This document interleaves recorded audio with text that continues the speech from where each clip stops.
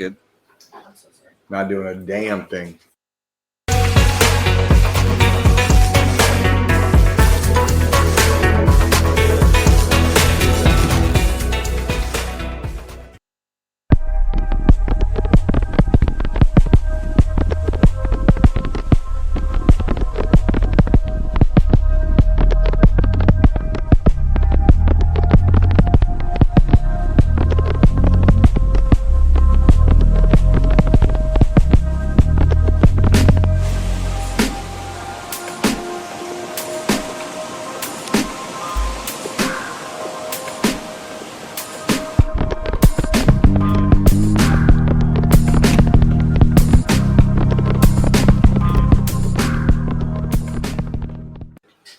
Well. Welcome to another episode. If it isn't my little Droogie. It's the man himself. What's going on, my brother? What's going on, man? How you doing? Good morning to them. Good morning to all of you. Good morning to all of you. Good morning to all of you. Happy Sunday, right? Happy Sunday. It's another Sunday. We got another new temporary layout thanks to Restream. Absolutely. You know, we're gonna keep evolving and just like making little tweaks and changes where we need to make them, and we're just gonna keep rolling, man. We're just gonna keep rolling. Yeah, this is pretty. I like it a lot. This is pretty. It's nice that we don't take ourselves so goddamn seriously, and that the fact that both of us enjoy doing this enough that we'll just keep doing it every week just for shits and giggles. You know what I mean? Like, period. And putting it out every week, we can kind of just roll with the punches and like, hey, you know what? That worked, a couple weeks ago. This worked last week. Let's get rid of this over here and let's put this in on the other side, like whatever. Personally, big giant fan of sound effects. I'm an idiot with a lizard brain at heart. You know what I mean? Like, I have like the Neanderthal in me just like automatically reacts when there's sound effects. You know what I mean? Like, so I'm just like, I've always loved the sound effects. Like, I think we're gonna have to bring those back. Yeah, those are coming. And since we had a revelation while we were testing out this, hell yeah, did somebody get murdered? That sounded like a murder. Red rum. Holy shit, guys! This is real life, and it's up to you to listen to us on Anchor every single day, every hour of the day, so we could buy a studio. That's right, guys. That's right. Holy shit, man! Happy Sunday to everybody out there too. Yeah, happy Sunday, and guys, God, we have so much to fucking talk about, and I mean, there's gonna be a lot of entertainment talk today, man. I mean, absolutely. And the playoffs are happening.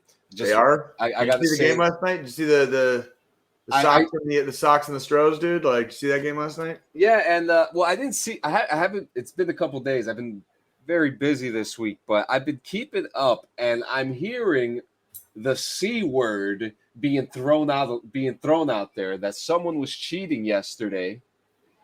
And I'm cheating regarding what? I found a couple things. First, I found apparently that one of the teams had a center field camera that wasn't being broadcasted that could see the catchers. Oh shit! Stealing signs? Stealing signs. Oh yeah. Oh. So we got that's beefy. That is beefy. Well, because here's the thing. The fucking Red Sox were ahead 3-1 up until late in the game, and then the fucking Stros went ahead 4-3, and then added a run like an inning later, and it was like 5-3, and the Sox had like a solo home run, came 5-4, and I think 5-4 is how it ended. And shit. So it was close like that. Like, the Sox were up most of the game. Yeah, and it's So they're surprisingly, I mean, to my dismay, they're doing pretty good. It looked like I was driving yesterday. I'm sitting in Kansas City again, obviously. I was driving most of the day yesterday, but I met my beautiful girlfriend at a VFW last night, and we were watching the tail end of that game when I got there. Like, it was still on when I pulled in, basically. So I got to see the last part of the 7th inning and then the rest of the game. Yeah. From like it was like bottom of the 7th when I got there. But yeah, so it looked like a hard fought game. It's the American League Championship Series, right? I mean, yeah. I would assume 2 teams in competition to go to the World Series. I'm hoping, they're coming to play. Yeah. So I mean, my Brewers, who I had thought were going to make it to the World Series, are out. The LA Dodgers are in right now. Tampa Bay's out. Like, yeah, that was weird. I don't even know how that happened, but I mean, that was weird. I mean, I still think the Astros are going to make it, but we'll see because. And how many games did the Giants win this year? I saw something about that like 2 days ago. Like, didn't they win like 107 fucking games this year, or some fucking crazy ass fucking number? Because they're out, I think, right? They are out. What was the finals record? 2021, 107 wins. Oh my fucking god! 55 losses. 107 wins in a season, and they're out. They're out of the playoffs. Yep. They didn't make it past the first round. Holy shit! Nope. Dude, that's like 2014 Kansas City, dude. 2014, dude. Like, the Royals fucking had to play a 1-game tiebreaker to make it to the wild card. Then they had to fucking win the wild card. Then they had to fucking go to the divisional series, and they fucking they swept the whole. And everybody was like it came out of nowhere. Like they barely made the playoffs by like a cunt hair. You know what I mean? Like literally, like they barely made the playoffs, and they ended up going to the World Series and taking. They dropped the series in 7 games to the Giants that year, but they took the Giants to 7 games in the World Series after sweeping the American League side. They didn't lose a single game in the playoffs in 2014 on the and that's in the a baseball. That's a baseball story. It is very much so. That's a baseball story, especially with the history. I always because of when I grew up and when I was born, I view the Royals as a younger team. They're not a younger team anymore. You know what I mean? Yeah. And it's like the Royals organization does actually have some history now, and it's very a lot of that history is very very melancholy, like after its heyday in the 80s, the 70s and 80s. I just gotta say, my favorite one is the blowing of the baseball. Kevin Seitzer, Kevin Seitzer, yeah. Well, they had a very storied run from about 1976 until 1989, 1990-ish, and then that was around the time George Brett was a couple of years away from retiring, and Moneyball started kind of happening, and once George Brett retired and the strike of '94, like when baseball resumed in 1995, the Royals were never the same for 20 years. Like they were the bottom of the fucking major leagues for 20 years. Basically, they had the worst record for that 20-year span of all teams in Major League Baseball. It's so, but there are bright spots. There are, like winning the World Series in 1985. And Kansas City is kind of like an underdog city. You know what I mean? It's a very, it's in the middle of the country. It's in the breadbasket. They call it flyover country on the coast. So like Kansas City gets overlooked a lot, to begin with. So in this little plucky town, they used, like this little plucky city, starts winning championships or starts making the playoffs on a regular basis, people kind of perk up and like, who the fuck are those guys? Who the fuck are those guys? That's why, like, Jesus Christ, 85. Yeah, and we won after we had that playoff run in 14. Obviously, they turned around, they went back to the World Series and won in 2015. So we were 30 years between world championships when you as a Yankees fan, you as a Yankees fan, like it was like you've seen your team go to the World Series multiple times in your life. Multiple times in your life. Many parades, many celebration, many retirements. It's actually funny because I saw a conversation today online how they were making fun of Derek Jeter for having herpes or something like that.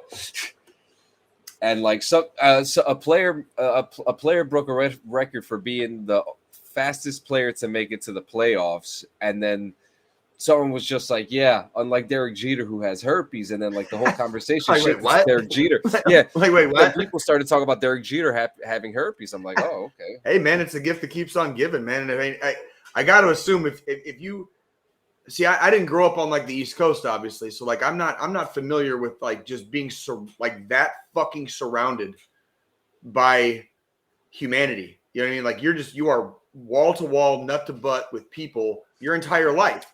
Yeah. And so I can imagine like the STD circles get pretty fucking big, because it's like, out west, you can sleep around a little bit and be functionally safe if if you're being sketch and you're drunk and you don't use protection or whatever. You can be functionally safe because a lot of the STD circles out west are a lot more spread out. Whereas like in a big giant fucking city with 18 billion fucking people, if you fuck one person, like if that person's ever fucked one other person, your fucking sex circle just got fucking ginormous. You know what I mean? And the more you fuck, those numbers just get fucking exponentially bigger. You know what I mean? And it's exactly the same out west. It's just more spread out. You know what I mean? Yeah. So like, that's I want to put it out here. DD214 Gaming, we encourage the practice of safe sex. Okay, so wrap it before you tap it. Always. You know what I'm saying? Like always wrap it before you tap it. And if you can't have a condom or you can't find it, don't be a dummy. Go on her tummy. Okay, like pull out game fucking works, homies. That's a new works. All right. That's a new merch line, right? We don't add to and we don't subtract from the population in our happy times. Okay, we keep our happy times happy. We don't add to. We don't take away.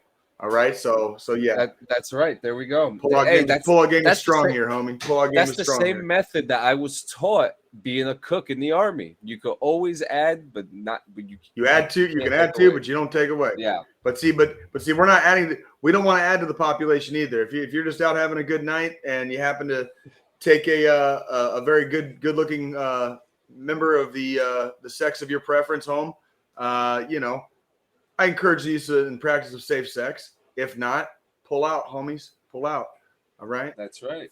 And if you're one of those that don't, you can create a prodigy like this kid here in 1995 who was. There you go. What we got here? He calls himself Zot the Avenger. Okay. This kid was using public broadcasting. Cable access. Cable access. That's like fucking Wayne's World. The dude was doing like Wayne's World shit back in the 90s. There you go. Okay. And he's the prototype streamer. Yeah. Actually, yes. Like if you put it like that, that's exactly what he was doing. Like he was using cable access as a means to broadcast his video game play. Yeah. So yes, absolutely. It's funny you found this little clip, man. Like growing up in Tucson, when I moved, once I moved out on my own and got out on my own as a young man, a young adult, I never really got a lot of never really paid for cable. I didn't really have cable, and a couple times I had roommates that did pay for cable and they wanted cable, so I'd share a little bit of the bill with them or whatever because I wasn't gonna be a dick like that.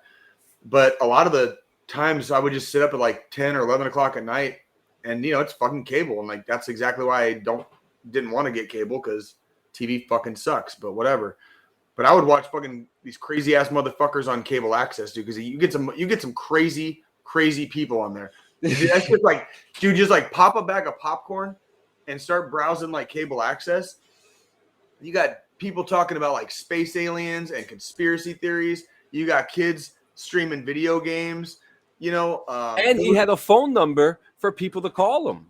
Yes, yeah, and people will call in. You can, and that's a choice. Like you can go down to the public access station, and you can sign up to have a show. Like I remember this. Like, and it was a thing. And when you sign up to do a show, you have options, and one of those options is, do you want your show to be a call-in show? So if it's a call-in show, the fucking phone's right there, and they'll fucking.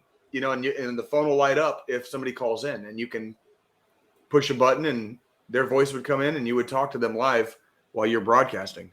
So yeah, incredible. Like, yeah. It's back. It's 90s, dude. I mean, it's like some fucking 1990s shit, man. Like it was. You can see the evolution of like now that you say that you kind of just blew my mind. It's kind of the evolution of like podcasting, basically. That was a very early. Yeah, absolutely. Cable access is definitely like kind of a what we today would be like a primitive version of podcasting. You know what I mean? Yeah, and what's very interesting too is that he uploaded these videos himself recently. So That's all awesome. these. Oh, so is he still gaming? Is he still I like? don't know what he's doing, and I would love to find out. To be honest with you, so it would be cool. I'm gonna try to send out a feeler out there for him because this is very interesting stuff. I think it'd be very because let's tap into the head for a second here. Like the kid, I mean, the kid doesn't look no older than anywhere between 10 to 15 years old. He has guaranteed. Yeah, the kid's most likely using a green screen. He has the video games playing behind him. He has people calling him. Using a phone number to call in. That was all standard back then. Like you could do that. Like if you had, it took a very minute amount of video production knowledge, but like it literally comes down to, even in the 90s, it came down to like pushing 3 fucking buttons basically. Yeah, it was not that. It was even in the 90s. It was not that difficult. Like that, people forget how fast like technology advanced. But even in my lifetime.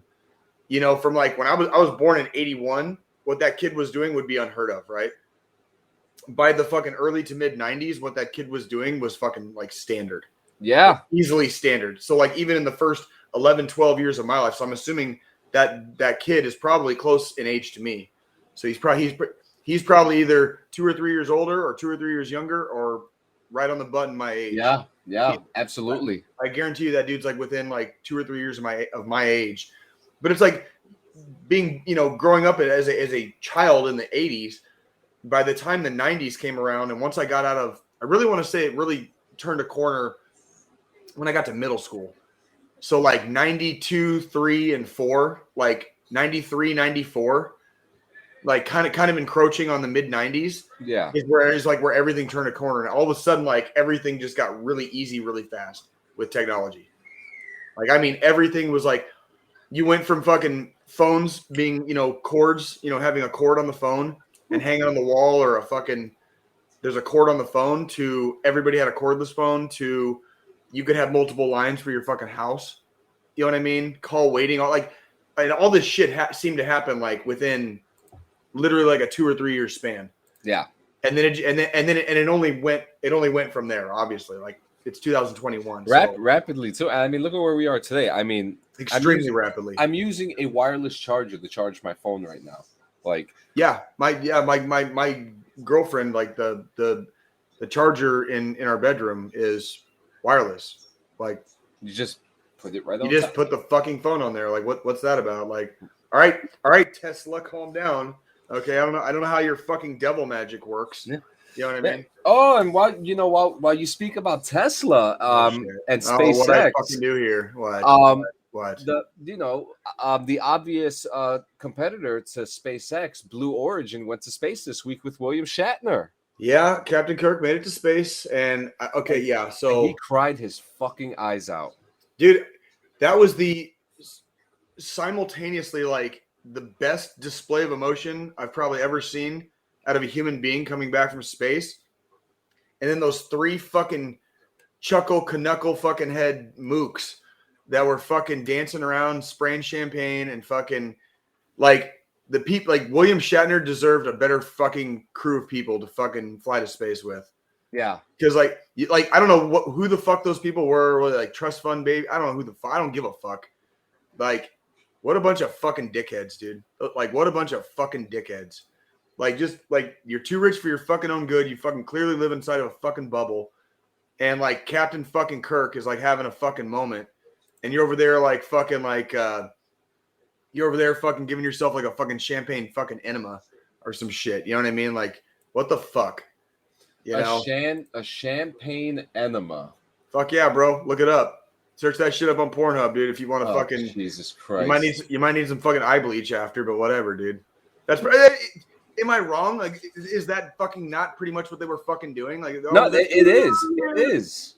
They like, if you go back and you can watch it on YouTube. Like, look that shit up. I mean, it's like I had to turn it off. I had to read a transcript of what Shatner said because I couldn't watch the fucking video. I wanted to punch so many people in the fucking face simultaneously and just beat the fucking dog shit out of them. You know, like, fuck that, dude. Like, fuck that. Like, fuck that lack of like emotion or empathy. Is your life so fucking empty that when you fly to the outer edges of fucking space from Earth and you land, like, your first thought in your head is to just like fucking bend over and like shove champagne up your ass? Like, seriously, dude? Like what has your life led up to this point? Like, you're one of like a handful of people that have even gone to space at this point. And you're sitting over here spraying champagne in your ass. While fucking Captain Kirk is fucking crying in the corner somewhere, standing alone. You know, while the fucking richest man on the planet fucking laughs maniacally, like fucking looking like Lex fucking Luthor. You know what I mean? Like, put champagne in his ass. What fucking timeline do we live in right now, dude? You know, That's all I want to know. It's like, very. what fucking timeline do I we was thinking the same thing in? because, like, first off, the Blue Origin rocket looks like a giant penis. Oh yeah, it's a giant phallic object, dude. It looks like because it looks like it has like the area where it turns into the balls all the way in the bottom. It's the giant shaft, and then like the fucking helmet. It looks like it bends in like a fucking penis. It's a penis. This dude is literally like cartoon character fucking evil. Like he's Lex Luthor. He's Lex Luthor. He's Dr. Evil. He's the dude from fucking James Bond. Like it's insane. It's just fucking insane. Like, what world do we fucking live in right now? Like, I don't know. I'm having fun. I don't know about everybody else. I'm kind of watching over here from the corner. Are you ready? You ready to laugh? Always. Here is a picture of Jeff Bezos dressed up in a fucking machine that looks like the fucking thing as Lex Luthor. Like, come the fuck! Is that real? Is that fucking real? It's fucking Lex Luthor, bro. No, but is that picture real? Like, it's real. Is there really a giant robot like that? There is, seriously. Oh yeah, he was in it, bro. He was in it. Again, what a time to be alive. And in saying that, baby, G4 is fucking coming back. G4? You mean like G4 is fucking coming back? You talking about like the like that? It used to be like a cable channel. Yeah. No fucking way. Yep. G4 is on its way back with original programming and some of its original cast. Okay, now that I'm thinking about it, like, because again, this is going back to earlier in the conversation where I didn't watch a lot of TV. I remember G4. I did not watch a lot of it back in the day, but that was also because a lot of the programming was not up my alley, I guess. Let's just say that, okay? I could see with today's change in gaming, you could make shows out of people like playing against each other on Call of Duty, or somebody doing like a run through on like Ghost of Tsushima, or and well, this isn't a Far Cry, because shows that are coming back with the host of X Play, Adam Sessler. He is, from what I'm reading, he is coming back to the team to oh wait, is Adam Sessler coming back? Uh-oh. Wait a minute. Better fact check yourself. We try to be very he is coming back. Good about not giving out false information here in DD14 games. Absolutely. And Adam Sessler and Kevin Pereira are coming back for Attack of the Show and X-Play. I'm very excited. I've read in the past too, Olivia Munn is coming back. Olive May, Alex Goldenboy Mendez, and Indiana Black are hosting an esports show called the Bleep Esports Show. So we're going to see esports being finally, are we going to see the Call of Duty League be televised this time around? You know, are we going to see League of Legends? Are we going to see Rocket League tournaments? Right. You know, Right. I'm excited for this. I think in 2021, a channel like that has a much better chance of success than it did back in the early 2000s. Absolutely. There's a reason, and I don't want to offend, because I don't want to speak too much on something that I don't have a lot of knowledge of. Again, I do not want to come off as if I like watched this channel 24/7 back in the day, because I didn't. But I think there is it should be said, like, there's a reason that channel had to go away. The audience wasn't there. I guess the popularity wasn't there yet. Yeah. Plenty of people gamed, but not enough people gamed and gave enough of a fuck to watch a channel about it. Right? And streaming wasn't a thing during that time either. So people weren't watching other people play video games. And again, that's the evolution. That's how far streaming and podcasting and freaking everything that the internet has come with in the last 20 years. 20 very short years. There's a new leap almost every fucking year, if not multiple times a year, with some of the technology that we have. So yeah, no shit. I can see G4 becoming way more successful this time around than I guess you might say that it was back in the day. So absolutely, and we have shows. There's going to be programming that will be produced and delivered through a first of its kind 24/7 broadcast studio, both reviving beloved legacy shows and introducing new additions. We're also going to see an esports comedy show called Boosted, a virtual reality show and a mobile game show, and a Dungeons and Dragons show featuring celebrities like Jack Black and Tiffany Haddish. The channel will be available November. I think it says here. What the hell is it? I just saw it. November 16th. It will be available through Verizon, Cox, Xfinity, and Philo. So if you don't have those, I'm sorry. But also, if you don't have any of those channels, you can also go on YouTube, Twitch, and Twitter in preparation for the relaunch. So keep an eye on the social media for that. I'm super excited for this because there's so many more opportunities now. And one of my favorite shows was on G4. It was called Bomb Squad Afghanistan. So they have some love for the military. So I mean, it's kind of, you figure it's kind of hard not to have some love for the military when, like, how many fucking games over the years, like, are military themed? You know what I mean? Like, it's kind of almost societal at this point in the United States. Like, the military is a very long running and very common thread that runs very deep into the roots of our society. So, it's one of those things where you really can't get around it in a way. You know what I mean? You really just can't get around it. And you know what? It would be the perfect opportunity to have a DD214 gaming late night talk show on G4. That would be fun. That would G4, be. Are you hearing us? Are you listening? We'll work for food. We'll work for food. Just right here, pizza. Dude. Pizza. Yep.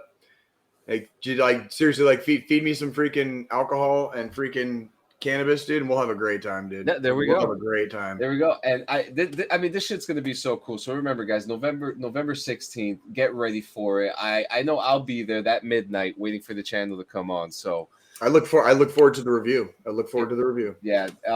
There we got so we did the streamer. Squid Game. Oh yes, Squid Game. Yes. You promised a review. Yeah, so as you guys saw, for those who saw what I said, I gave it a 7.9. Okay. And I'm actually, a friend of mine, Justin, wrote to me and said, why? I get it. I agree with it, but why? And here is my reasoning why. Okay. Beautifully written. Okay. Well written. It is a different take of anything I've ever saw. It kind of reminded me of like a live action anime of sorts. So many things happening. And, first I want to say to the 8 or 9 studios that rejected the writer of Squid Game, you fucked up. Because this shit is now like the top. I think it's top. I think here's the real question. Over the years since that was written, that he was rejected over and over again, do you think it would have hit as hard 5 or 10 years ago? Question on that one. That's an interesting question because I feel like it would have ended up as a cult classic. There you go. So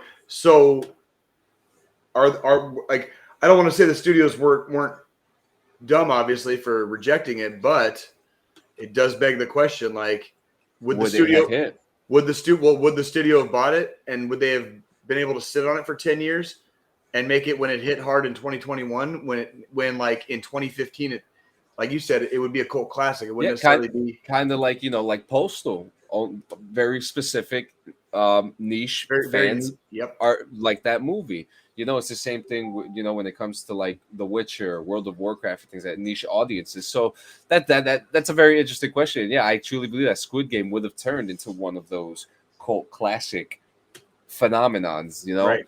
And right now it's so modern, it's so edgy, and it's so well written and so deep rooted about society, right? That this is the story that we need to it's a good wake up call, because I mean, you said two episodes? Yeah, I've seen the first 2 episodes, and they were savage as fuck.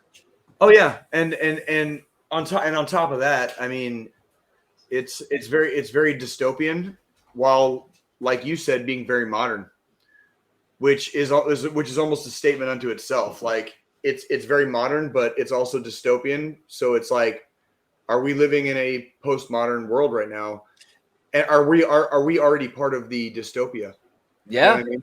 Are we already part of the dystopia and just don't realize it yet, because not enough of the gears have come off. You know what I mean? Absolutely. Like, and that's one of those, like, the gears, and this show makes the gears run. It makes you think about it. It's a massive statement on what I would call, I don't want to get too political or anything like that, but it's a massive statement on this is what I would personally call capitalism run amok.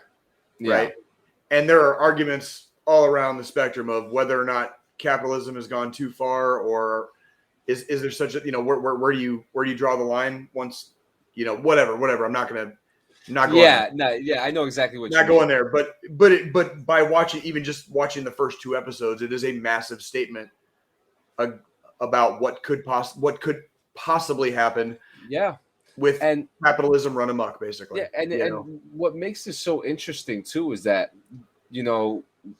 people are comparing this to like the Hunger Games or Battle Royale, but I don't see it that way, because I don't either. It's a whole different take. It's a whole different type of game, and it's so fucking interesting that someone, everyone in the game is, I guess, expendable to society. They have already reached the limits of what they can produce. Yeah, and what's interesting about this is that society will not miss them if they are gone. Right? Yeah, and what's funny is, but that's the funny thing, because they won't be missed, but at the same time, not all of them are bad people. Not at all. And that's what makes it so much more interesting. And it also shows the human connections that several of the players. And by the way, this game starts with like 450 some players. 456. 456 people with families, people that love them, in a lot of cases probably depend on them. And it's one of those things where, like, you almost could see it happening. Like, you could almost see it happening. The desperation. Like, yes, for a game. Yeah. And it's live action. It is a live action video game with ultimate dire consequences, right? Oh, yeah. And I mean, and it's become such a fan thing now. People were playing red light, green light on Warzone. Yeah, it's like a phenomenon, right? Yeah, it's so crazy. But like, now this is where I get to the part that now I have why is it a 7.9? Right. Okay. Right. Like it. Okay. I'll get to that in 1 second. It's well written. It's like, again, it's modern. It's gory as fuck. Yeah. And it's truthful. But I have nothing bad to say about the writing of it, the production of it. It was very well done. I just want to say fuck you to episode 6. That's all I'm going to say. I guess I'll find out when I get there. You'll find out. But I gave it a 7.9 because now it's not marketed as it's definitely not marketed something towards younger teenagers and children, but it's being spread out to games like Roblox, which children play, right? On a high number. Squid Game is in Roblox right now. There are kids playing in bus stops some of these games. So the problem is not that the kids are playing the games, but the kids have the knowledge of something so fucked up. And now, but this is there's the morality of truth that is in this show is so fucking. I don't even know what the word for it. Like I don't. No, I get it. Well, in regards to, let's say, what do we and do we not necessarily shelter our children from in certain instances? You're never gonna help. You're never gonna hear me tell anybody ever not to be a responsible parent. Yeah. Okay. There are also different ideas of parenting and different people have different ideas of whatever. Here's my take, especially growing up out in the Wild West, Arizona style, right? Back in the days of the Wild West, when there was a hanging, like a public, somebody went to the jailhouse and got found guilty and was sentenced to hang. It was a public spectacle. People would take their children to see hangings. Oh shit. When you live in these eras of, like, think about recently the Syrian civil war. Yeah. Oh yeah. Was there any sheltering of children and what they saw? You know what I mean? Like no, you're right. I'm trying really hard not to get too graphic about this, but that's no, of course. Like, and I'm not, and I don't want anybody to get the wrong idea. I'm not saying that being exposed to some of these ideas or exposed to seeing stuff around you or seeing stuff on a TV. I'm not saying that can't be detrimental. It can definitely be detrimental. And again, I want to espouse responsibility of the parent. If you're allowing your children to watch certain things, whatever, that's on the parent. Absolutely. I just wanted to make the point that throughout history, children are going to be exposed to shit. Yeah, I'm not always saying it's right, but children are going to be exposed. Yeah. And my problem and my issue is not with the gore or the violence, but the deep-rooted truths and morality that are shown in this show. The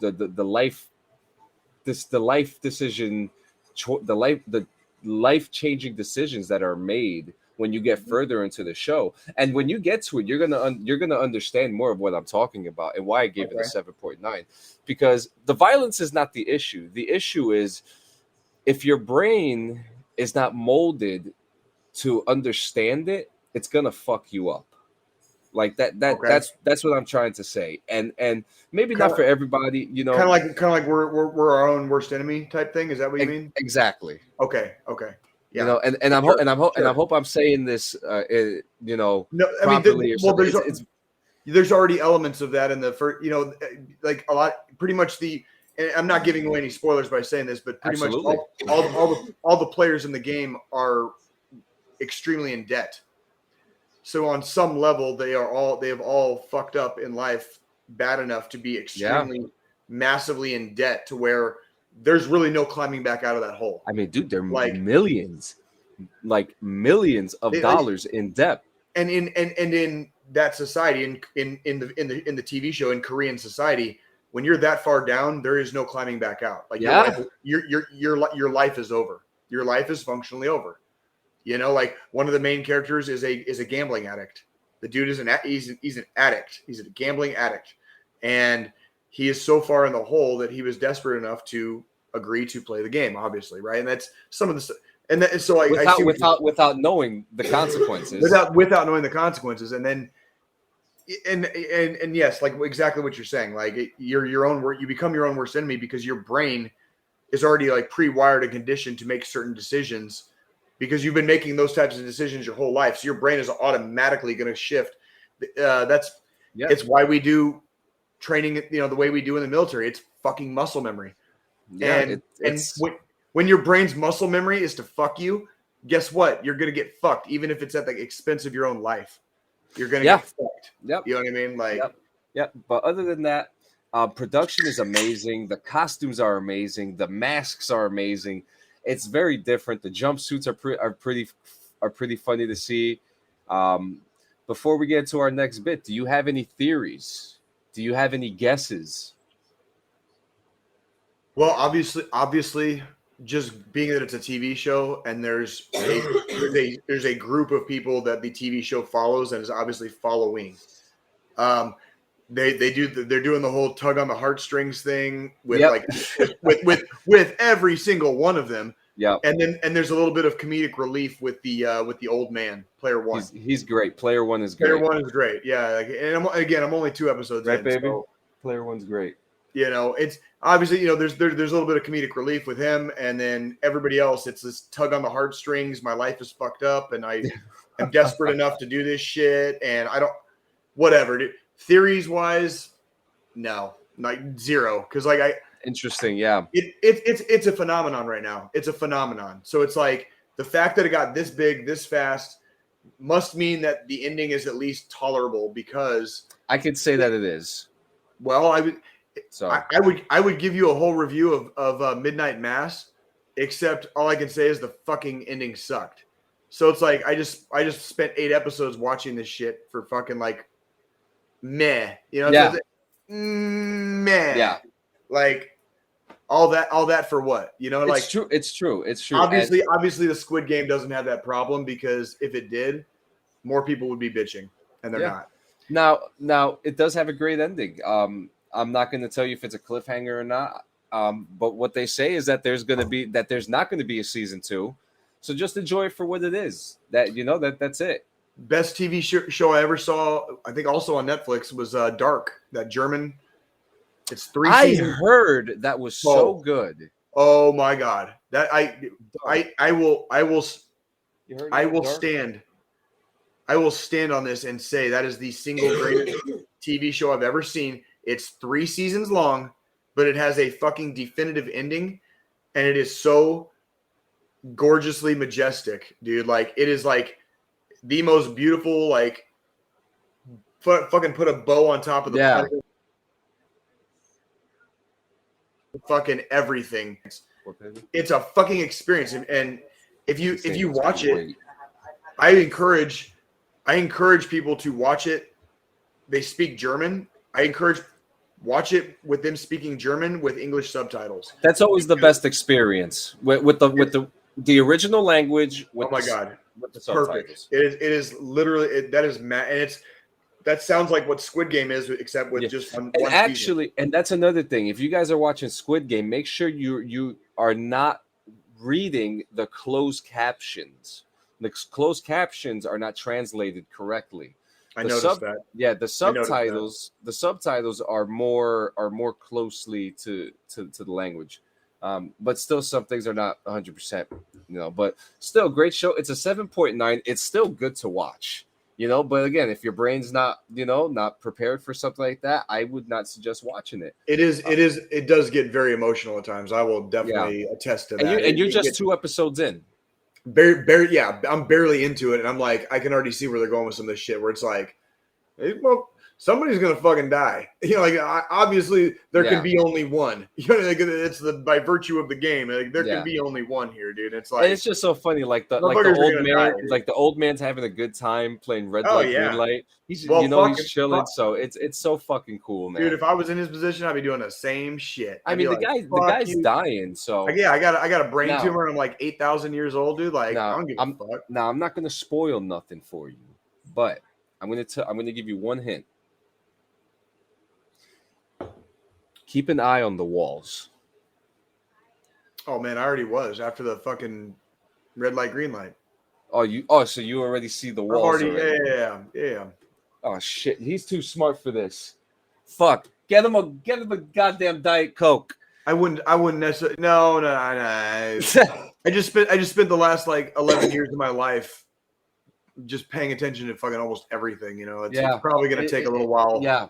Before that, that's like muscle memory for me. Basically, is like watching everything as much as possible without fucking making my brain explode. You know. So what do we got next? So now we got.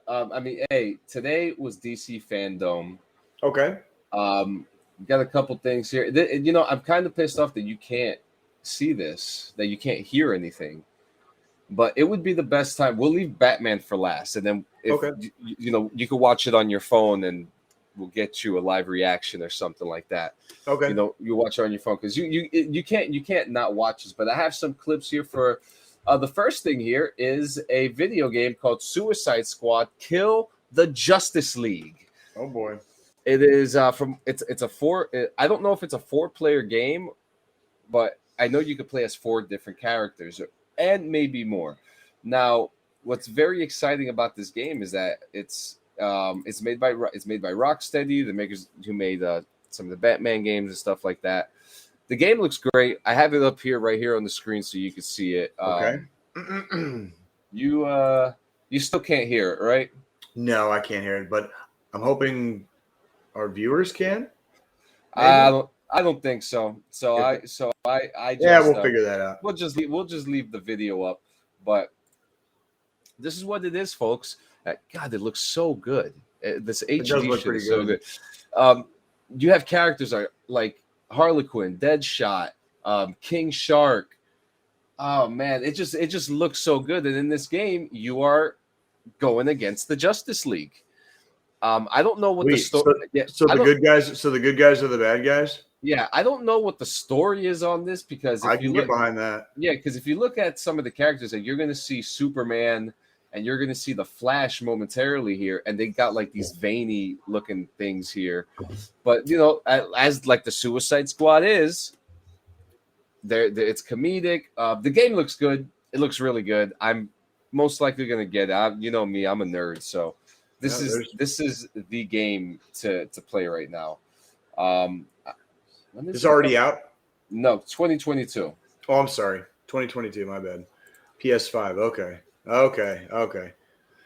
Yeah, it's gonna be on every platform available.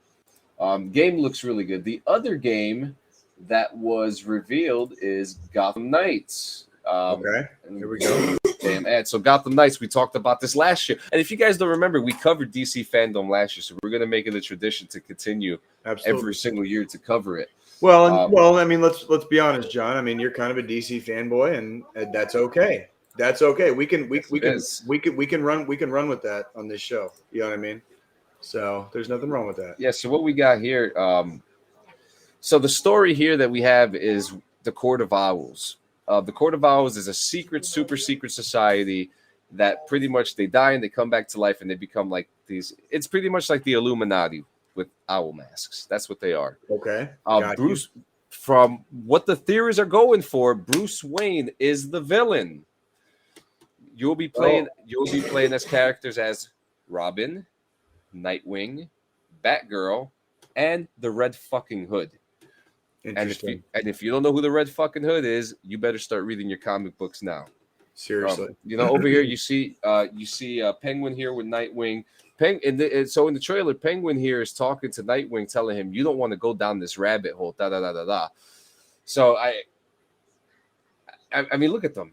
So this is one of those like games that might flip a lot of like semi-established canon like on its head. Maybe this game is not canon, right? So this is So this is they can go in any direction they really fucking want to with this. Like Bruce Wayne might be the fucking bad guy. You know what I mean? Like and if he is, then that means that they killed Bruce Wayne and they brought him back to life. And I'm pretty sure that this is him walking. The game just looks so damn good. I mean, look at that. Right. I mean, so the game's looking really good. It's coming out very soon. It'll show up at the end of the trailer. I mean, you see Batgirl here, you see the owl characters. Yeah. And the Court of Owls is a newer, they're a newer thing that came out in the comic books. I love the Court of Owls story because it was a fresh take on a new villain. Because we kept on getting the same Riddler, Joker, Penguin, Mr. Freeze, and all that stuff. We needed something fresh and something new and something kind of sadistic, and this was it. So yeah, there you go. Gotham Knights, 2022. Good shit. Yeah, another game that. Interesting. Yep, another game that's coming out in 2022. Very excited for it. I like it. I like it. They also revealed Black Adam with Dwayne The Rock Johnson. Okay. I'm super excited for that too. That looked pretty good. The trailer looked a little cheesy, but the conversation I was having with my wife before was that there's so Black Adam is a very complicated character, like very fucking complicated, and it's very interesting that The Rock wanted this part so fucking bad, and he got it. Okay. He got it, and I'll have to look into that. I'm not familiar with that character or the story or anything. it's actually funny. I think you would actually like that character. He's a very fucked up guy. Okay. He comes from the pages of the Shazam comics, which another Shazam movie was revealed. Shazam, Fury of the Gods.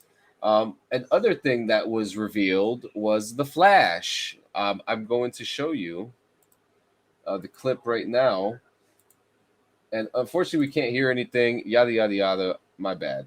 Okay, I'm sorry. We're gonna figure this shit out. But here it is. This is the trailer right here. And as you can see, you see two Flashes, two Ezra Millers. This is supposed to be a Flashpoint movie, so they're going back in time. There's going to be a lot of different things, but look at the house. Interesting, yeah. Yeah, so now blah blah blah. He's going back in time now in this trailer. Because if you know the story of the Flash, his mother died. And his thing was going back in time to find out whose mother died, and Reverse Flash killed his mom. Sorry if that was a spoiler. That's just a thing that happens in the comics. But I don't know what's going to happen with this story.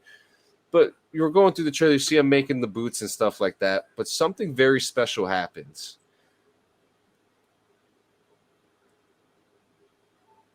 Oh, I think I recognize that silhouette. Yeah. Interesting. Do you know who? Okay. Do you know which Batman it is? That looked like that reminded me of the one from 1989. It's Michael Keaton. It's Michael Keaton. Michael Keaton is back in the bat suit. Michael Keaton that was Michael Keaton? That was Michael Keaton. He is in the bat suit for this. That's Flash pretty fucking movie, dope. That's pretty fucking dope. That's cool. Yeah, which we are so excited about. Absolutely. I can't help but just think like, wow. So,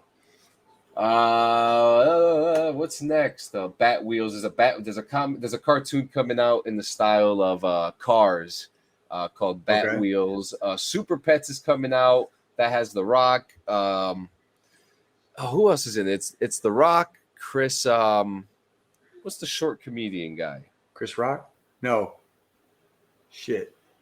Hey, babe. What the fuck is his name? What's the name of that comedian you like? Kevin Hart. Kevin Hart. That's it. Kevin Hart's in it. I believe. I think either Key or Peele is in it.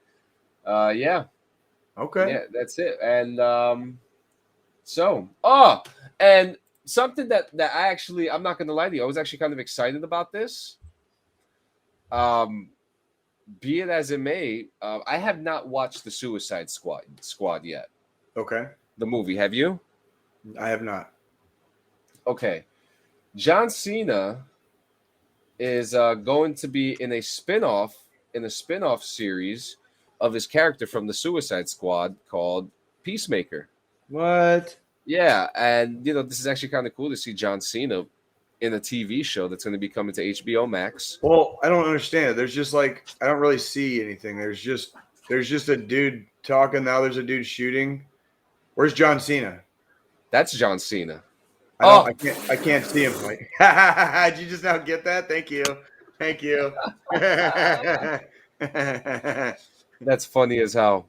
That he just got me with the John Cena joke. He goes, I don't see him. Where is he? So yeah, there he is. Oh, and is Champ there? Is Champ there? Oh man, but I'm talking about World Wrestling Federation champion John Cena. It's and in this scene, he's actually making fun of the family in the picture, and he's saying, "Are you sure that those kids? Are you sure that those are their kids? Because one child looks like it's theirs, but the other one looks like a butt baby." So he goes on to explain that a butt baby is pretty much a baby that comes out of your mother's asshole instead of coming out of the vagina. Wait, what? What is Yeah. what is this character's backstory? Like, what? I don't fucking know. Hey, And there's the Terminator. yeah, oh yeah, that's a liquid cop. Yep. Robert Patrick. Yep, Robert Patrick, who somehow finds himself to be in these small roles in movies and TV shows. He always nails it. He's a good actor. He does. And but yeah, this it's supposed to be like a dark comedy. So I'm looking forward to see. I would love to see John Cena in a hopefully R-rated, more enjoyable. Look at that body. Jesus Christ. Look at that body. He's doing the Marky Mark with the whitey tighties. I mean, look, he looks like a fucking idiot. Look at him. Yeah, he really does. Yeah, but there you go. That's That is Peacemaker, guys. Get ready for that. When does that come out? That comes out January 13th, I believe. January 13th. Okay.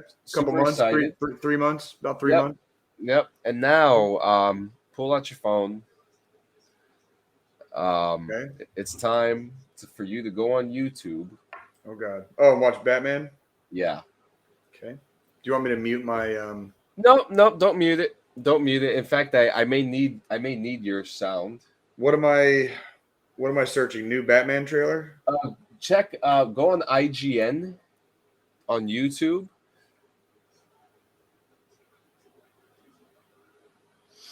Like their channel? Yeah, and it's one of Batman official trailer number 2. There you go. That's the one.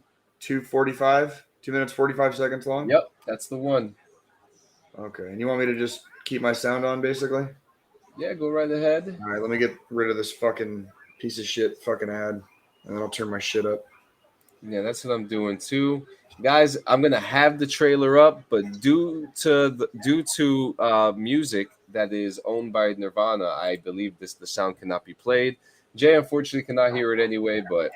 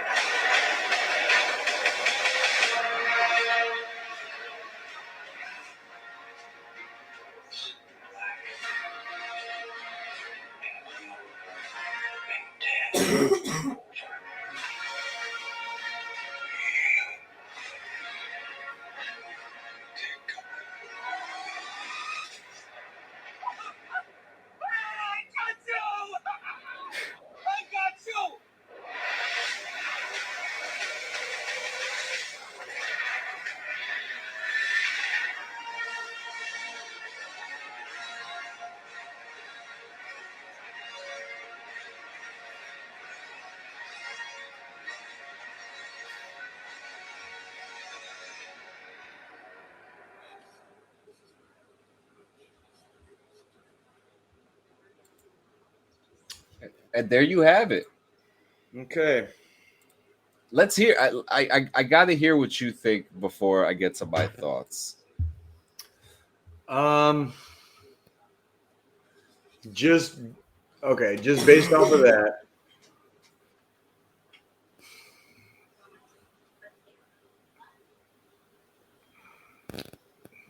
What's coming to my mind is just, I don't know. It just keeps repeating in my head like they're trying too hard. Really? And I don't know if it was the interactions, like the what they were saying, or if it's the action sequences where I've seen 15 different versions of Batman beat the shit out of 500 guys in a dark alley before, or I don't know. You're looking for something different. I don't even know what I'm looking for. It's 2021, yeah. I'm not saying I won't see it. I'm not even saying that. That's not that trailer. Seeing that just for the first time ever, and like whatever, like that's. It just seemed like they were trying too hard. I don't know. Maybe they went hard because of the event. I mean, it's literally been 365 days since we got the last trailer, so maybe the hype was they wanted to. I could get that. It is Batman. It is Batman. Like this is Batman. No matter what you do, people are gonna watch it. You know what I mean? Like, and so I don't know if, and I could be completely fucking wrong. I could be wrong on the same level of people making fun of them casting Heath Ledger as the Joker before they filmed The Dark Knight. I could be completely fucking wrong here. It just seemed like they were trying too hard. Like I've seen like a lot of the tropes and the Batman cliches. You know, like vengeance. I saw like 5 of them in there. And it's maybe I'm being too nitpicky. I'm just no, but that's okay. That's okay because there was a lot of that. It was very Batmanish. So it looked and you know what? And again, that's exactly why I might be wrong. Maybe that's what people want right now. Maybe they did a really good fucking job with it. Like I don't from those, just under 3 minutes of footage, like I can't tell you or anybody like if maybe that's what they were going for in the fucking first place. Yeah, it's still in pre-production. It's still in post-production right now. Post-production? Yeah. Okay, yeah. It's in post-production now. So yeah, again, I'm an opinionated asshole sometimes. So hey, I don't give a fuck. I'm biased. I fucking love it. Okay. I think but there's a lot of layers to this shit that make it so interesting. Like the gentleman in the car at the end. Do you know who that is? The one that was getting chased by the Batmobile? Yeah. That's Colin Farrell. Was it really? Colin Farrell, they put layers of makeup on him to make him become the Penguin. The Penguin was Colin Farrell? That was Colin Farrell, yeah. Oh, okay. So they're putting as far as cosmetic looks, everything looks great. Yeah. I think what's really cool too is how they made Selena Kyle with short hair. And in the original comics, in the Batman Year One comics, she has short hair. This is supposed to be the year 2 that Batman is around. So it's like, everything is still fresh. Some of his stuff still looks like shit. He's still making mistakes. That's what I think is. I think that's the Batman. That's exactly where my critique came from. Was like they didn't show any of that. They showed all the typical quintessential Batman stuff. There's the fucking Batman in the sky, and here's Batman standing on a fucking ledge with his cape flowing, looking all fucking majestic as fuck. Here's him in a fucking alley beating the fuck impossibly out of like 20 dudes. I've seen all that before. I've seen like 5 different versions of that. Yeah. But what you're talking about sounds a lot more fucking interesting. Seriously. Yeah, and I actually believe that we're going to see a different type of Bruce Wayne here. We're going to see emo Bruce. We're going to see it. His haircut did kind of fucking give that away a little bit. And it's funny too because I have a comic book right here called Earth. It's part of the Earth 2 series where they follow a lot. Andy Serkis is playing a physical like Alfred.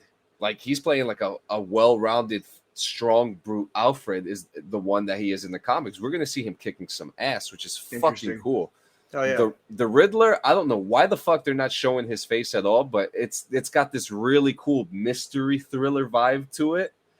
That was the one part with the villain. That was the one part I did want to see more of. I was like, I want to see more of him. Yeah. How are they going to do the Riddler? I am curious about that one because like that when Jim Carrey did the Riddler in like 95, he was the perfect person to be the Riddler, but that movie was not the perfect movie for the Riddler at all. And you know what? I loved that movie too because I thought Tommy Lee Jones was so good as Two-Face. You know, it was like the perfect campy comic book Batman movie. I was gonna say it was what it was for the time. It just didn't necessarily age well. Yeah, and we didn't need it. We didn't need it. We didn't need it. But there is a director's cut. There is a director's cut that has not been released, and people are petitioning for it to be released. So interesting. Yeah, but I mean, I don't know what there could be many more surprises, but social media was going crazy. I'm sure. It's fucking Batman. I mean, when we talk about DC Comics, it's Superman and Batman. Like everything else is a far, far distant third. And this is a world. This is a world where Superman doesn't exist, Wonder Woman doesn't exist, the Green Lanterns non-existent. This is a world of Batman. And this world is going to continue in the HBO Max show Gotham PD. Well, when you get down to brass tacks, it's the same with the Punisher in the Marvel universe. Like when superheroes exist, it doesn't matter what you are as a man, you will lose every time. You will fucking lose in reality. Like it gets really hard to suspend disbelief when like an able-bodied regular human being, can keep up with superheroes. Like, it's like what was that? What was that? They made it into an anime, but it was a comic book series where like their version of Superman just dismembers the fucking Justice League, like by himself and fucking and that little thing's version of Batman like tries to like swoop down and sneak up, and like the dude just grabs him by his foot and like smashes his whole body into the ground, and his face is all fucked up. It's like that's what would happen against a superhero. Yeah, that is. I think you're talking about. I think you're talking about the Dark Knight Returns and the Dark Knight Rises. This is one of my favorite comic stories of all time. Hang on a second. It's like so. Are they like old and shit? They're older No. Hang on. All right, I'm looking it up right now.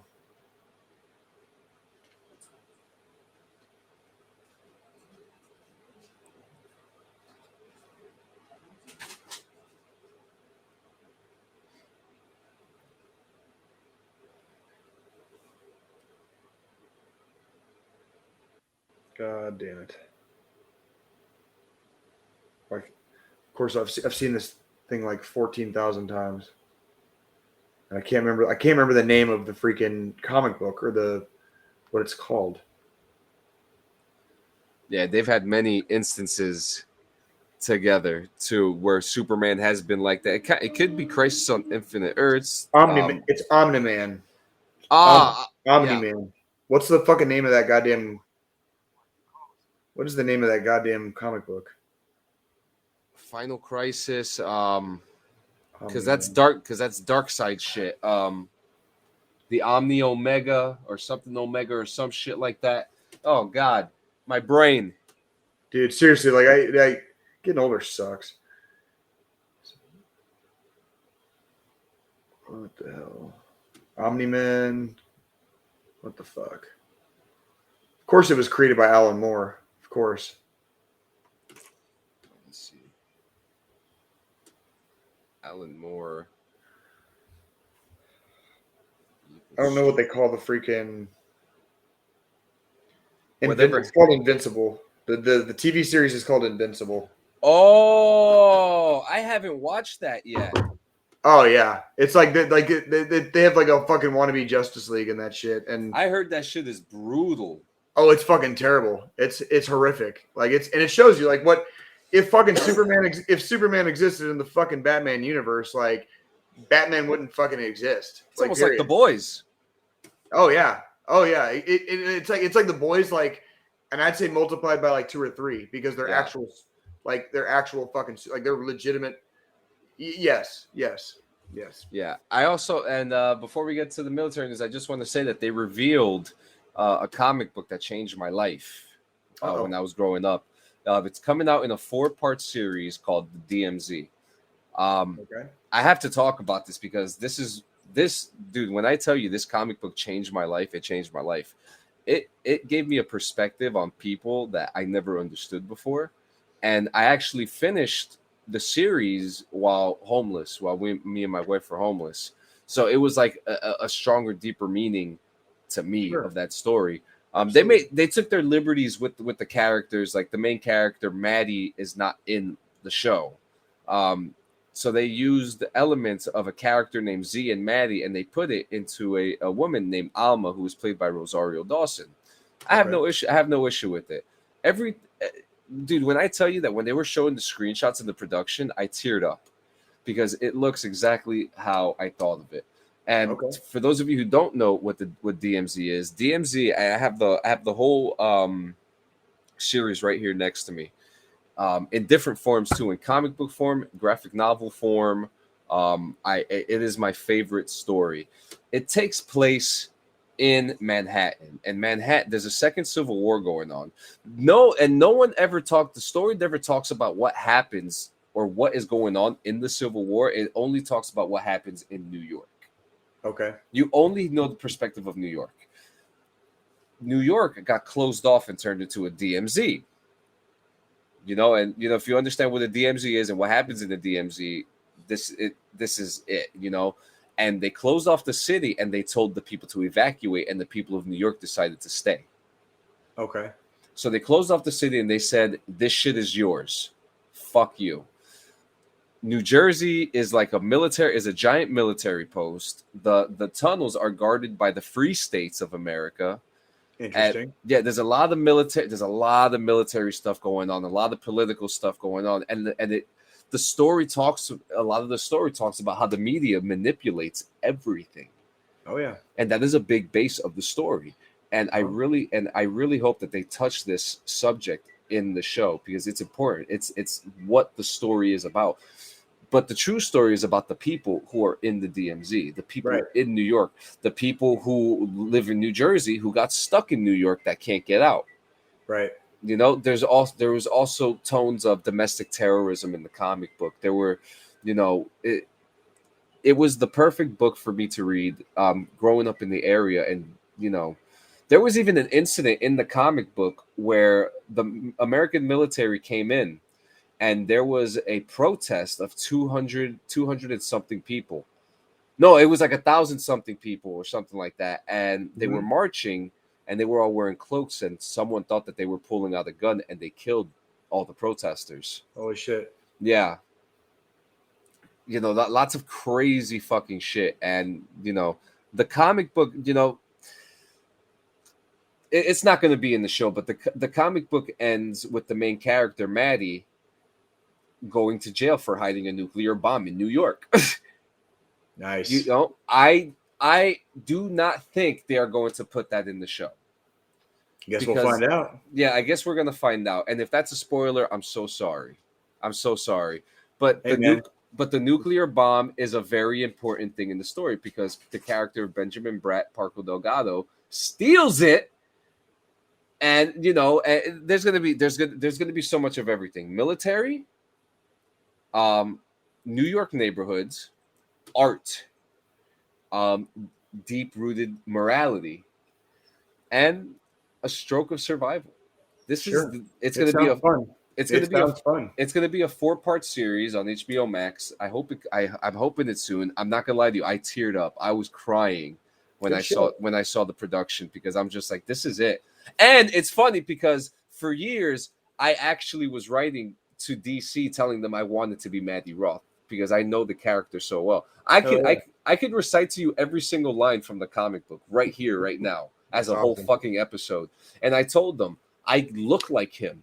I fucking look like him. I look exactly like him. I know him. He is me. I'm here. I'm here sitting here talking about the news telling the world about, we sit here every week telling the world about the thing that's happening around us as far as gaming and military. Absolutely. And this is what Maddie Roth did. His job was a photographer, and I'm a photographer. He was a photographer that got stuck after his helicopter crashed. Right. By the and the government tried to hide it. Right. This is a big tone in the story, and he got stuck there, and he told the world what was going on in New York City. And I'm here telling the world what's going on with videos and gaming. You should have fucking hired me. I'm telling you. I am the guy. I don't need to act in anything else. It wouldn't even be acting because I am Maddie Roth. There you go. Yeah. There you go. But yeah, so we got 15 minutes left. So we got some military news here. Man, Lieutenant Colonel Stu Scheller, guilty as fuck. Yep. Pled guilty, and I mean, the dude still got a slap on the wrist. I mean, it's whatever. But I mean, this was the obvious outcome. Like it was always going to end like this. Like you can't forget, no matter how high up the ladder you climb. Sometimes you must never forget in the military that you are still bound by UCMJ. Yeah. And you can't just go around doing whatever the fuck you want. Like it doesn't, like there's protocol. Even if you are that much in disagreement with whatever the issue is, there is fucking protocol in the military. That's like, otherwise there'd be no fucking discipline and everybody would just be doing whatever the fuck they want. As someone wise once said, someone has to volunteer as tribute. That's right. Someone has to be the example. That's right. And this dude made himself the example. I mean, that's really like this dude, like there was no, like the dude was like 3 years from retirement, I think, or 2 years from retirement. Like there was zero reason for this guy to throw everything away like that. You know what I mean? And that's pretty much what he did. And it's like, did you not think UCMJ covered you too, bro? Like you don't get to just do shit like that in that way. You know, and it says here, prosecutors charged that Scheller discredited himself as an officer or disrespected other officers and officials 27 times through posted remarks, public and private. That's right.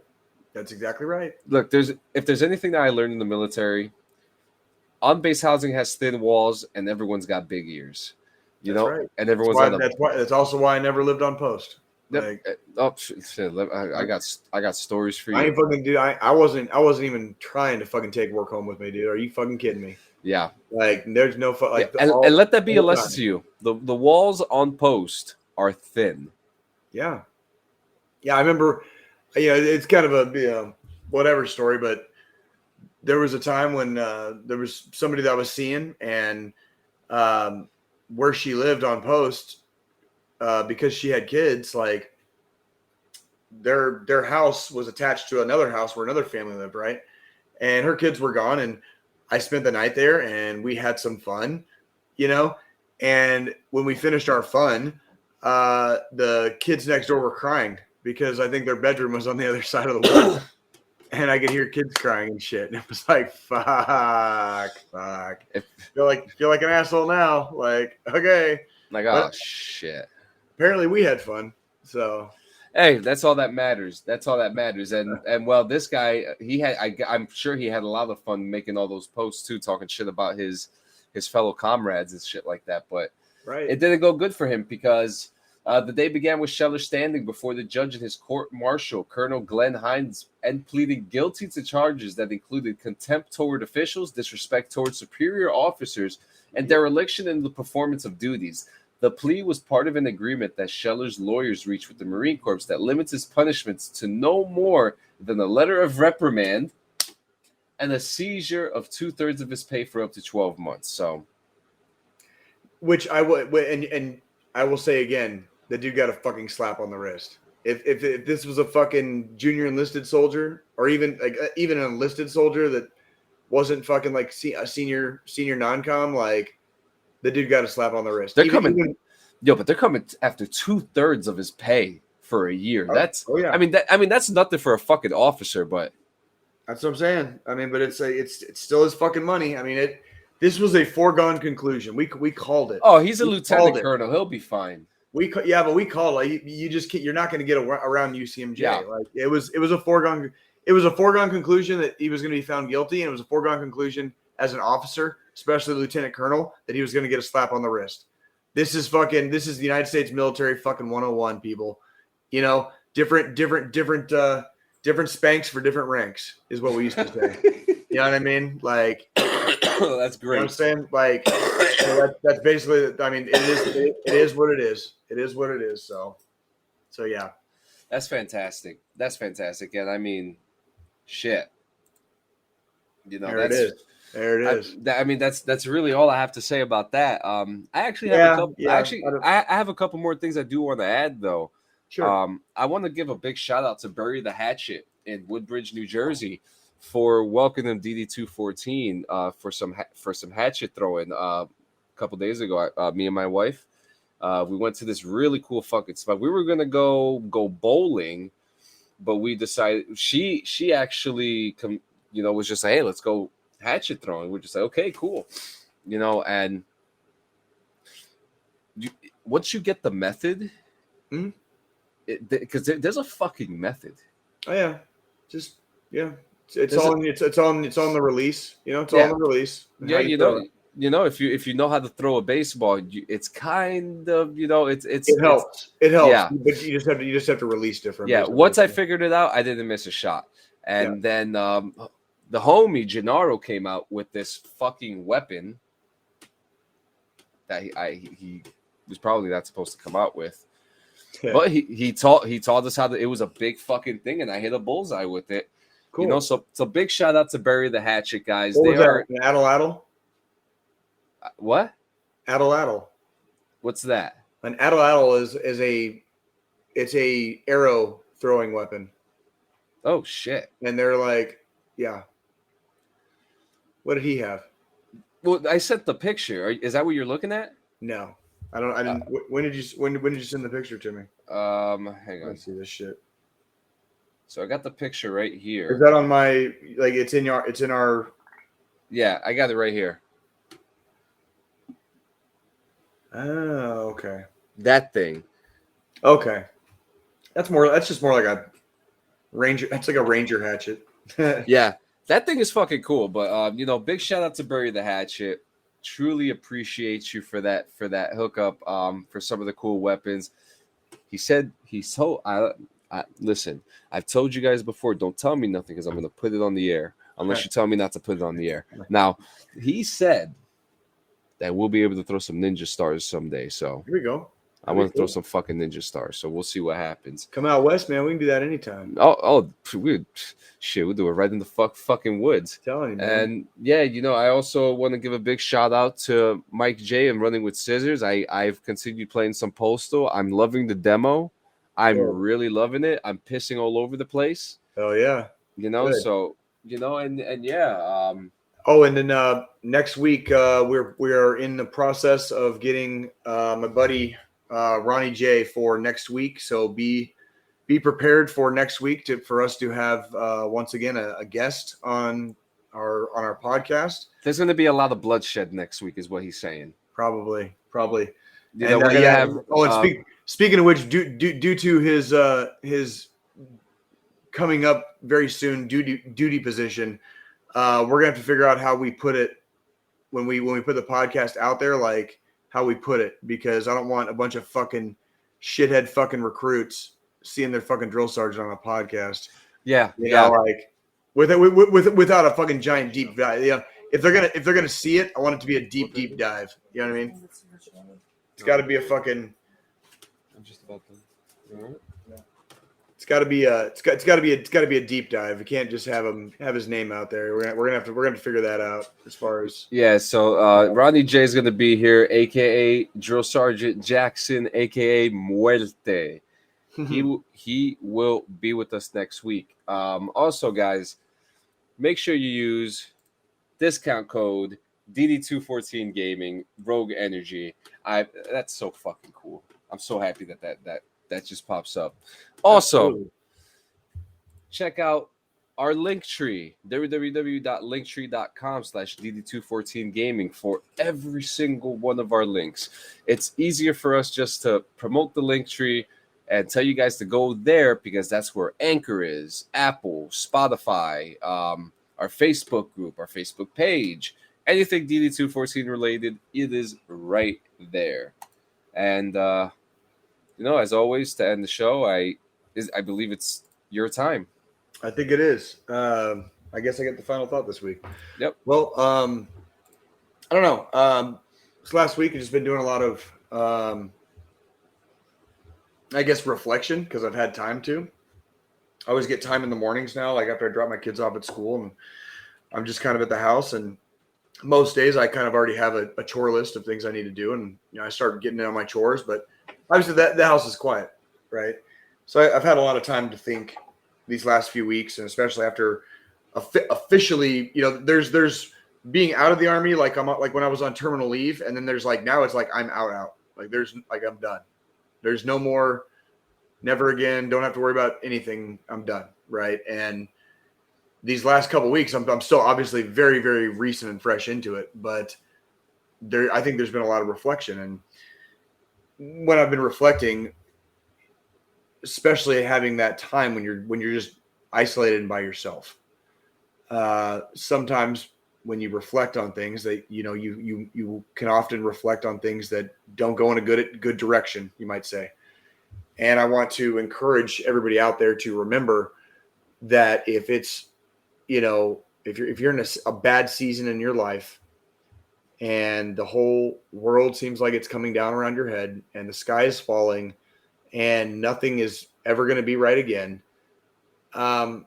take a step back and try to put things in perspective as much as possible. If you need help, call somebody. Talk to your friends, talk to your family members, talk to trusted loved ones, whoever they are, about what you're thinking, about what you're feeling. Your feelings are valid. A lot of times it's part of the human condition to have feelings of failure, feelings of worthlessness, feelings of hopelessness, but it gets better. Tomorrow, the old adage is tomorrow's a new day, and it is the truth. If you're still breathing, if your heart is still beating, if you wake up in the morning, you're already ahead of the game. You're already ahead of the game. So don't ever get so despairing to think that it's just over. The National Suicide Hotline number is 1-800-273-8255. I want to encourage people, pay attention to yourselves, pay attention to your loved ones. If you are waking up because one of your homies is calling you at 3:30 in the morning, okay, yes, in one respect, you might be getting drunk dialed to an extent. In another respect, they're not dialing your number for no reason at 3:30 in the morning. So make sure they're fucking okay before you just very, aggressively tell them like, I'll call you in the morning or whatever, or hit the fuck you button. Don't even answer the phone because you're tired. Pay attention to patterns. If somebody tries to call you that you haven't heard from in 2 years and you'd be like, hey, call me back tomorrow or whatever, because you're busy. Nothing wrong with that necessarily. If they call you back before you get a chance to call them back, something's probably going on. Make sure they're okay. It's just paying attention to detail and having some situational awareness about the people that you love that are in your life. And if you're in a situation like me where, there's several hours a day where if you choose, the world is silence, and maybe that silence gets a little bit too fucking loud and all the fucking, Cirque du Soleil, PT Brothers and Barnum and Bailey circus that goes on in your head gets a little too loud. Fucking hit somebody up, man. Call one of the homies. Call your ma. Call your pa. Fucking have a conversation with somebody. You know what I mean? Like just, oh, you know what? I haven't talked to my fucking, homie from back in the day. I'm going to hit him up, see if it's, chit chat for a minute, whatever. That is healthy. That's healthy behavior. And that's really what we're going for is mental health here. The world is not perfect. Life is not perfect. Shit fucking sucks sometimes. We get it. Like we've all been there. We've all fucking been there. What we don't allow here is quitting. So just don't fucking quit on us, please. We love you too much. We love you too much. So You guys have a wonderful week ahead.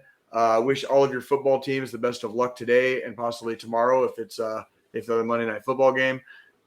John, I hope you have a wonderful week and hope you and your family have a wonderful week. And as you as well too, man. And right, man. guys, thank you again. We love you. See you next week. Guys, have a good one.